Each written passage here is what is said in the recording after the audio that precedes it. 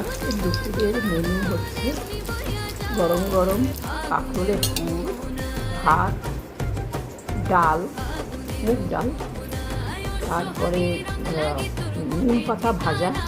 আমার বাড়িতে বেগুন ছিল না, তো বেগুন নিয়ে এমনি নিম পাতা ভাজা দিয়ে খাওয়া হয়েছে।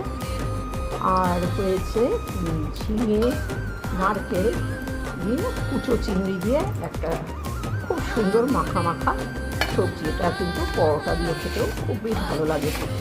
তো আজকের এই সিম্পল মেনু ছিল আমার আজকের টেবিলে। সাথে তো আছে আমার টক দই, আর চাটনিটা অবশ্য আমি দেখাইনি, ভুলে গেছি ভিডিও করতে। তো চাটনিটা ছিল কাঁচা আমের টক, আর চাটনি ঠিক বলবো না, ওটা টক।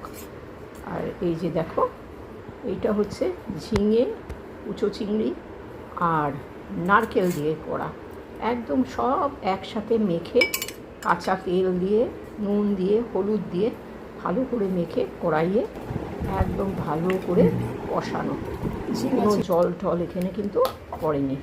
আর এই সেই আমার এটা রেড কাউ মিল্কের দই পাতা হয়েছে। এটা ফার্স্ট টাইম আমি রেড কাউ ইউজ করলাম। আমি জেনারেলি আমুল তাজা দিয়ে করি, তা দেখলাম দুধটা ভালোই। এই হলো আজকে আমার সিম্পল লাঞ্চ মেনু, যেটা তোমাদের সাথে শেয়ার করলাম।